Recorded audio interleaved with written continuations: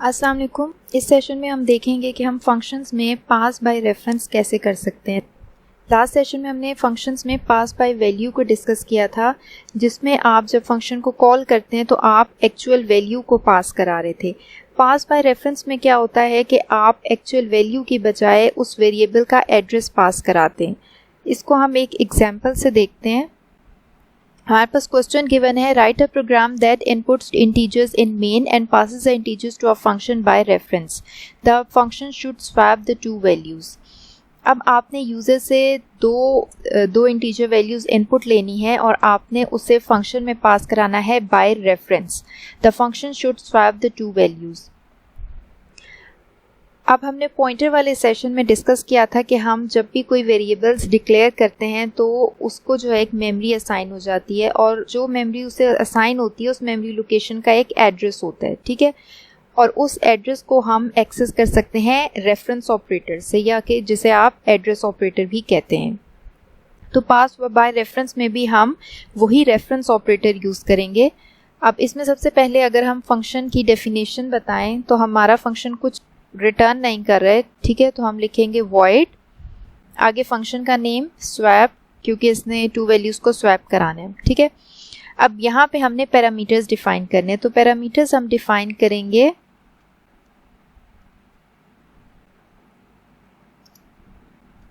अब ये देखें यहाँ पे मैंने दो पैरामीटर्स डिफाइन किए हैं, ठीक है। नॉर्मली जब आप कोई भी यहाँ पे पैरामीटर्स लिखते हैं तो आप टू वेरिएबल्स डिफाइन करते हैं। यहाँ पे मैंने जो है वो साथ में रेफरेंस ऑपरेटर भी लगाया है, क्योंकि हम इस प्रोग्राम में कॉल बाय रेफरेंस यूज़ करेंगे और हम वेरिएबल्स का एड्रेस जो है वो पास कराएंगे, ठीक है। अब यहाँ पे आप वैल्यूज़ को स्वैप कर रहे हैं। एक मैं और वेरिएबल ले लेती हूँ। z में सबसे पहले आपने x की वैल्यू स्टोर कराई, x में आपने y की स्टोर कराई, एंड देन y में आपने z की स्टोर कराई। तो ये वैल्यूज़ जो हैं वो आपस में स्वैप हो जाएंगी। अब मेन में आ जाते हैं। मेन में हम टू इंटीजर वेरिएबल्स ले लेते हैं, num1 and num2। C out करा लेते हैं, प्लीज एंटर टू नंबर्स, और सी इन करा लेते हैं ये दोनों नंबर्स। इनपुट ले लेते हैं यूजर से दोनों नंबर्स, ठीक है।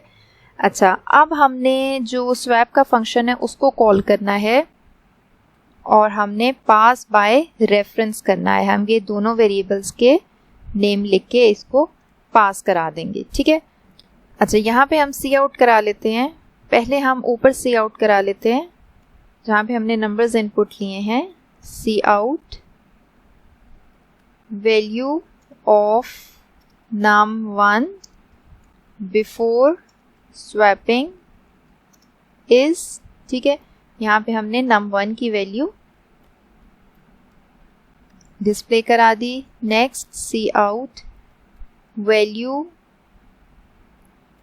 Of num2 before swapping is, और यहाँ पे हमने num2 की वैल्यू डिस्प्ले करा दी। नाउ हमने स्वैप का फंक्शन कॉल किया। स्वैपिंग जब हो जाएगी दोनों नंबर्स की, उसके बाद हम अगेन दोनों को डिस्प्ले करा लेते हैं। यही वाली मैं स्टेटमेंट कॉपी कर रही हूँ, इसमें हम चेंजेस कर लेते हैं। Value of num1 after swapping is, और अगेन वैल्यू ऑफ num2, यहाँ पे भी आफ्टर स्वैपिंग इज, और यहाँ पे आ जाएगा num2। अच्छा, पहले हम इस प्रोग्राम को रन करके देखते हैं। Please enter two numbers. मैं एंटर कर रही हूँ 4 and 8। अच्छा, value of num1 before swapping is 4 and value of num2 before swapping is 8। Value of num1 after swapping is 8 and value of num2 after swapping is 4, ठीक है। पहले num1 में 4 था, num2 में 8 था, अब num1 में 8 आ गया और num2 में 4 आ गया। अब यहाँ पे हो क्या रहा है, यहाँ पे आपकी एग्जीक्यूशन मेन से स्टार्ट होगी। आपने टू इंटीजर वेरिएबल्स लिए हैं num1 एंड num2। उसके बाद आपने प्रिंट करा है प्लीज़ एंटर 2 नंबर्स, और ये आपने दोनों वैल्यूज़ इनपुट करा ली हैं यूज़र से। उसके बाद आपने इन दोनों को डिस्प्ले करा दिए कि स्वैपिंग से पहले दोनों में कौन कौन सी वैल्यू स्टोर हुई हैं। अब आपने ये स्वैप का फंक्शन कॉल किया है और आपने num1 और num2 as a parameters pass कर दिए हैं। अब ये दोनों जब पास होंगे और फंक्शन कॉल होगा तो आपका कंट्रोल यहाँ पे आ जाएगा। अब यहाँ पे क्या है, यहाँ पे आपने रेफरेंस ऑपरेटर से वेरिएबल्स डिफाइन किए हुए हैं। इसका क्या मतलब है कि ये जो आपके पास num1 और num2 हैं, इनका जो मेमोरी एड्रेस है वो आके x और y में सेव हो जाएगा, ठीक है। अब यहाँ पे क्या हो रहा है, यहाँ पे आपके पास कोई भी दो अलग से वेरिएबल्स नहीं बन रहे, बल्कि उन्हीं वेरिएबल्स का एड्रेस है x और y में, ठीक है। हम उन्हीं वेरिएबल्स के एड्रेस को यूज़ कर रहे हैं। यहाँ पे आपके पास सिर्फ दो ही वेरिएबल्स हैं और उन्हीं के मेमोरी एड्रेस को यूज़ करके आप स्वैपिंग कर रहे हैं। उसके बाद आपने एक वेरिएबल लिया z, और आपने जो जैसे आप लोग स्वैपिंग कराते हैं कि पहले x की वैल्यू आपने z में स्टोर करा दी है, ठीक है, और जो x में है आपने फिर y की वैल्यू स्टोर करा दी है, और फिर जो आपने z में x की वैल्यू स्टोर कराई थी वो अब आपने y में स्टोर करा दी है। तो ये इनकी आपस में स्वैपिंग हो गई है। सो कॉल बाय वैल्यू और कॉल बाय रेफरेंस में डिफरेंस क्या है? कॉल बाय वैल्यू में आपके यहाँ पे जो आप वेरिएबल्स डिफाइन करते हैं वो उन्हें मेमोरी में अलग से स्पेस असाइन होती है, और जो आप मेन में जो वेरिएबल्स होते हैं आपके पास उन्हें अलग मेमोरी असाइन होती है। सो अगर हम इसी प्रोग्राम को कंसिडर करें तो उस केस में आपके पास 4 वेरिएबल्स बनते हैं कॉल बाय वैल्यू में, ठीक है। जबकि यहाँ पे आपके पास सिर्फ 2 ही वेरिएबल्स हैं, num1 एंड num2, और सिर्फ आप इनके मेमोरी एड्रेसेस को यहाँ पे पास करा के और उसके थ्रू आप इसमें चेंजेस कर रहे हैं। आपने कोई 2 अलग से वेरिएबल्स नहीं बनाए। ये वाले जो वेरिएबल्स हैं और ये वाले, ये बेसिकली 2 वेरिएबल्स हैं, उन्हीं की मेमोरी को शेयर कर रहे हैं, ठीक है। या वो आप ये कह लें कि वो एक ही मेमोरी लोकेशन है जो कि जिसमें इनके पास उसकी वैल्यू पड़ी है और यहाँ पे उनका एड्रेसेस हैं, ठीक है। तो हमें इसमें फ़ायदा क्या है कि हमारे पास जो है वो एक्स्ट्रा मेमोरी कंज्यूम नहीं होती है, जो कि हमारे पास बाय वैल्यू के केस में होती है। और दूसरा, आप यहाँ पे कोई भी चेंजेस करेंगे, ठीक है, यहाँ पे आप कोई भी चेंजेस करेंगे इन वेरिएबल्स में तो वो चेंजेस ऑटोमेटिकली आपके num1 और num2 में भी हो जाएगी। जबकि कॉल बाय वैल्यू में ऐसा नहीं होता था। कॉल बाय वैल्यू में अगर आप इन वेरिएबल्स में कोई चेंजेस करते थे तो वो इन्हीं तक रहती थी, और अगर आप फंक्शन के वेरिएबल्स में कुछ चेंजेस करते थे तो वो फंक्शन के वेरिएबल्स तक रहती थी, ठीक है। जबकि यहाँ पे आपके कोई भी चेंजेस आप इन वेरिएबल्स में करेंगे वो ऑटोमेटिकली इन वेरिएबल्स में भी हो जाएगी, क्योंकि इनका मेमोरी एड्रेस एक ही है, ये एक ही मेमोरी लोकेशन को पॉइंट कर रहे हैं। तो ये आपके पास एक एग्जांपल है कॉल बाय रेफरेंस। अब इसी से सिमिलर एक और काम है जिसको आप कहते हैं पास बाय पॉइंटर्स, ठीक है। पॉइंटर्स आपने पढ़ा था, वो मेमोरी एड्रेसेस को स्टोर करते हैं। अब अगर आपने यही क्वेश्चन जो है वो पास बाय पॉइंटर्स से करना है तो वो कैसे होगा वो देख लेते हैं। अच्छा, इस केस में आप जो है वो पैरामीटर्स पास करा सकते हैं यूजिंग पॉइंटर्स। अच्छा, सबसे पहले अब जो हम फंक्शन डिफाइन करेंगे void swap, वही फंक्शन हम यूज़ कर रहे हैं। अब इसके पैरामीटर्स में आप 2 पॉइंटर वेरिएबल्स लेंगे, ठीक है, int x int static y। आपको पता है जब आप पॉइंटर वेरिएबल को डिक्लेयर करते हैं तो उसके साथ static लगता है, ठीक है। और इंटीजर हमने क्यों लिया है? क्योंकि हम जो मेन में जिनका मेमोरी एड्रेस हमने पास करना है वो दोनों इंटीजर वैल्यूज़ हैं, ठीक है। अब यहाँ पे आपने 2 पॉइंटर वेरिएबल्स लिए हैं। अब इसके अंदर आप स्वैपिंग करेंगे। अच्छा, एक आपने वेरिएबल ले लिया z का। अब z में सबसे पहले आपने जो x में जो मेमोरी लोकेशन है वहाँ पे जो वैल्यू पड़ी हुई है उसको आप z में स्टोर करना है। तो z is equals to static x, then static x में आपने static y की value, and in the end static y में आपने z की वैल्यू स्टोर करानी है। अब जब हमने पॉइंटर्स डिस्कस किए थे तो हमने ये देखा था कि जब पॉइंटर्स में आपके पास मेमोरी एड्रेसेस स्टोर होते हैं, और अगर आपने उस मेमोरी एड्रेस पे जो वैल्यू पड़ी है उसको प्रिंट कराना हो तो आप उसके साथ स्टैरिक यूज़ करते हैं, ठीक है। तो यहाँ पे बेसिकली इस एक्स में जो एड्रेस सेव है वहाँ पे जो वैल्यू पड़ी है हम उसको एक्सेस करके जेड में स्टोर करा रहे हैं, और इसी तरह यहाँ पे भी हम उन वैल्यूज़ को एक्सेस कर रहे हैं, ठीक है। अब यहाँ पे जब हम फंक्शन को कॉल करेंगे, ठीक है, बाकी सब कुछ ऐसे ही रहेगा, आपने 2 नंबर्स यूजर से इनपुट लेने और बिफोर स्वैपिंग उनको प्रिंट करा देने। अब हम जब यहाँ पे फंक्शन को कॉल करेंगे तो आपने इन दोनों वेरिएबल्स के एड्रेसेस पास कराने हैं, क्योंकि आपको पता है यहाँ पे आप 2 पॉइंटर वेरिएबल्स हैं जो कि वेरिएबल्स के एड्रेसेस स्टोर करेंगे। तो यहाँ पे आपने num1 यूजिंग एड्रेस ऑपरेटर आपने इन दोनों के एड्रेसेस पास कराने, ठीक है। अब हम पहले इस प्रोग्राम को रन करके देख लेते हैं। अच्छा, 2 नंबर्स, फर्स्ट में मैं 2 एंटर कर रही हूँ, सेकंड में 6 एंटर कर रही हूँ। तो ये देखें, पहले num1 में 2 था, अब num1 में 6 है। इसी तरह पहले num2 में 6 था और अब जो है वो num2 में 2 है। दोनों वैल्यूज आपस में स्वैप हो गई हैं। अब आप इसकी देखें एग्जीक्यूशन कैसे हो रही है। यहाँ पे इसी तरह आपने 2 नंबर्स इनपुट कराए हैं और उसके बाद आपने उन्हें बिफोर स्वैपिंग प्रिंट करा दिया। अब जब आपने ये फंक्शन कॉल किया है स्वैप का, तो इसमें आप यहाँ पे देखें ये एड्रेस ऑपरेटर यूज़ करके आप num1 num2 की वैल्यूज़ नहीं पास करा रहे बल्कि इनके एड्रेसेस पास करा रहे हैं, ठीक है। मेमोरी एड्रेसेस पास करा रहे हैं और वो मेमोरी एड्रेसेस आपके इन पॉइंटर वेरिएबल्स में आके स्टोर हो गए, x में num1 का एंड y में num2 का, ठीक है। और उन मेमोरी एड्रेसेस को यूज़ करके आपने इनकी वैल्यूज़ को आपस में स्वैप कराया है।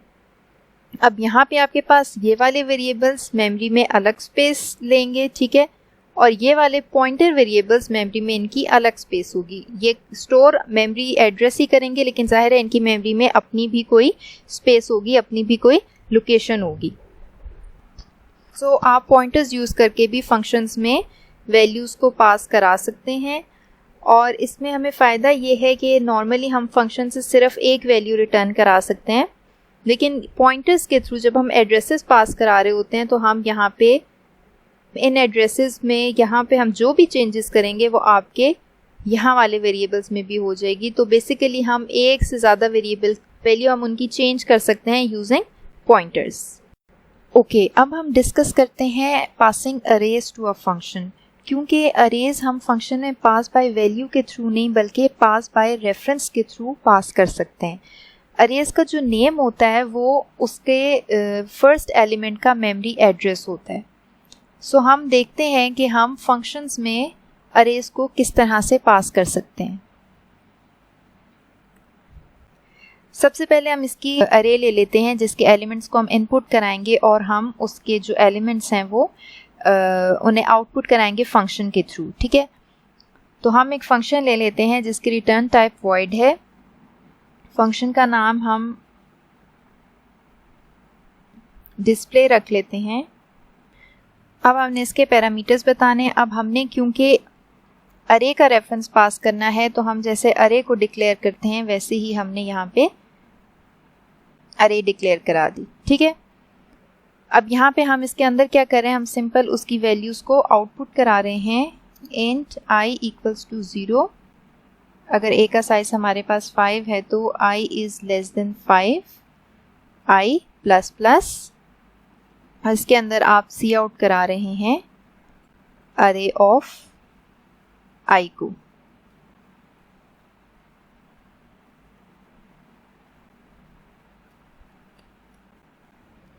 ठीक है, ये आपने अपना फंक्शन डिफाइन कर दिया है। अब मेन में आपने क्या करना है,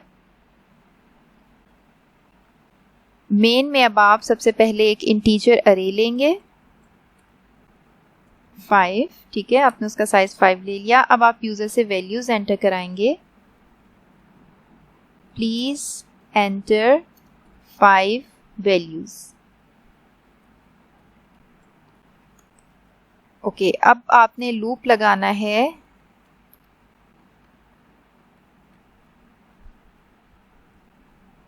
जे प्लस प्लस। लूप के अंदर आप सिंपल वैल्यूज को जो है वो सी इन करा रहे हैं, इनपुट ले रहे हैं। ठीक है, वैल्यूज इनपुट लेने के बाद आपने फंक्शन कॉल करना है। फंक्शन का नेम है डिस्प्ले। ठीक है, और उसके आप पैरामीटर में देखें, उसके पैरामीटर में आपने एक अरे लिखी हुई है, तो आपने अरे को बाय रेफरेंस पास कराना है और यहाँ पे आप लिखेंगे अरे का नेम। ओके, सो इसको हम पहले रन करके देखते हैं। Please enter 5 values. मैं कोई सी 5 वैल्यूज एंटर कर देती हूँ। ठीक है, तो ये वो वाली वैल्यूज हमें फंक्शन के थ्रू प्रिंट होके मिल गई हैं।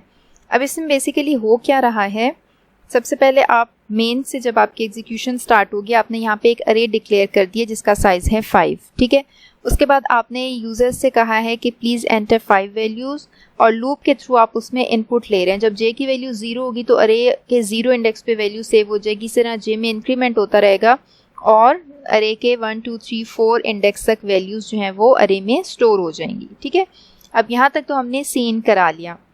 उसके बाद हम फंक्शन कॉल कर रहे हैं डिस्प्ले का, जिसमें हम अरे को बाय रेफरेंस पास कर रहे हैं। अब हमने यहाँ पे सिंपल अरे क्यों लिखा है, हमारी जो हमने अरे ली थी उसका हमने नाम यही रखा था और हम यहाँ पे सिंपल उसका नेम इसलिए लिख रहे हैं क्योंकि अरे का जो नेम होता है वो उसके फर्स्ट एलिमेंट का मेमोरी एड्रेस होता है। ठीक है, तो ये बेसिकली हम उसका रेफरेंस पास करा रहे हैं, उसका मेमोरी एड्रेस पास करा रहे हैं उसके फर्स्ट एलिमेंट का। वही जो है वो एड्रेस जो है वो यहाँ पे आ जाएगा और अब हम इस वाली अरे में जो भी चेंजेस करेंगे वो बेसिकली हमारी इसी वाली अरे में हो रही होगी। ये कोई आपके पास सेपरेट अरे नहीं बनी है, बल्कि ये इसी आपकी अरे का, मेन वाली अरे का ही रेफरेंस है। ठीक है, पास बाय रेफरेंस में हमें पता है हमारे पास कोई सेपरेट मेमोरी असाइन नहीं होती है जो हमने फंक्शंस के अंदर पैरामीटर्स लिखे हुए हैं, बल्कि वही जो है वो जो मेन में हमने लिखे होते हैं वही वाले वेरिएबल्स की या अरे की मेमोरी एड्रेस जो है वो शेयर हो रही होती है।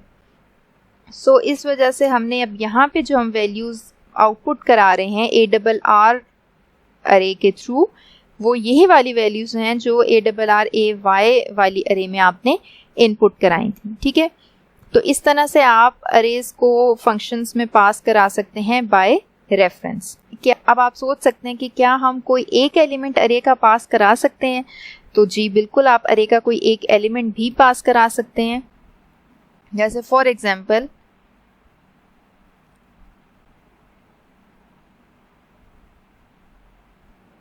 हम यहाँ पे एक सिंपल वेरिएबल ले लेते हैं x। ठीक है, और इसके अंदर हम क्या करा रहे हैं, सी आउट करा लेते हैं हम। इसके अंदर हम सिंपल सी आउट करा रहे हैं x+2। ठीक है, यहाँ पे आपने यहाँ तक जो है वो इनपुट ले ली है।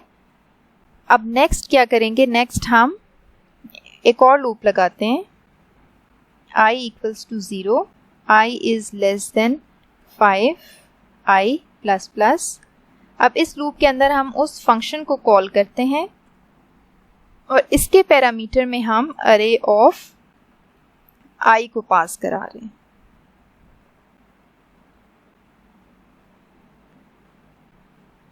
पहले इस प्रोग्राम को रन करके देख लेते हैं। अब मैं 5 वैल्यूज एंटर कर रही हूँ,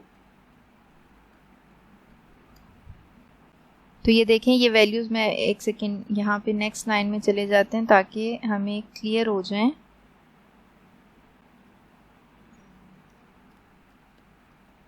आप देखें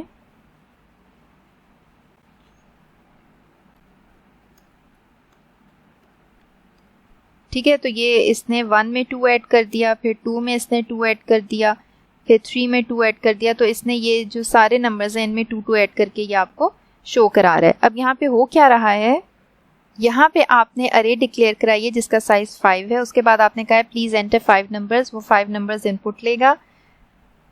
ठीक है, यहाँ पे आपने उस अरे में 5 एलिमेंट्स जो हैं वो इनपुट करा लिए। अब उसके बाद आप क्या कर रहे हैं, आपने लूप लगाया है, उसे वहीं तक चलाया है जो आपका अरे का साइज था, और उसमें आप फंक्शन को कॉल करें और आप एट अ टाइम सिर्फ एक एलिमेंट पास करा रहे हैं। मीन्स जब i की वैल्यू 0 होगी तो अरे 0 पे जो आपका एक एलिमेंट पड़ा होगा सिर्फ आप वो पास करा रहे हैं और वो एक इंटीजर वैल्यू है, ठीक है। तो इस वजह से आपने अपने फंक्शन में जो पैरामीटर डिफाइन किया वो भी एक सिंपल एक इंटीजर वेरिएबल है, क्योंकि एट अ टाइम इसमें सिर्फ एक वैल्यू इंटीजर वैल्यू आके स्टोर हो रही है इंडेक्स 0 की। इंडेक्स 0 की वैल्यू यहाँ पे आके स्टोर होगी, उसमें +2 का इंक्रीमेंट होगा और वो डिस्प्ले हो जाएगी। अब लूप के आप अंदर हैं, ठीक है, अभी i में 1 का इंक्रीमेंट होगा। अब अरे ऑफ 1 की वैल्यू, अरे ऑफ 1 के इंडेक्स पे जो वैल्यू पड़ी होगी वो जाएगी यहाँ x पे, उसमें +2 होगा और वो डिस्प्ले हो जाएगी। तो यहाँ पे मैं ये बताना चाह रही हूँ कि आप अरे की कोई एक वैल्यू भी पास करा सकते हैं, ठीक है। लूप में इसलिए लिखे ताकि उन सारी वैल्यूज़ में +2 का इंक्रीमेंट करके वो उसको डिस्प्ले करा दे। तो इस सेशन में आपने देखा कि हम फंक्शंस में पास बाय रेफरेंस कैसे कर सकते हैं, पास बाय रेफरेंस यूज़ करते हुए हम अरेज को फंक्शन में कैसे पास करा सकते हैं और पास बाय पॉइंटर्स हम कैसे कर सकते हैं। सो आई होप आपको आज के सेशन से ये टॉपिक्स क्लियर हो गए होंगे। थैंक यू, अल्लाह हाफिज़।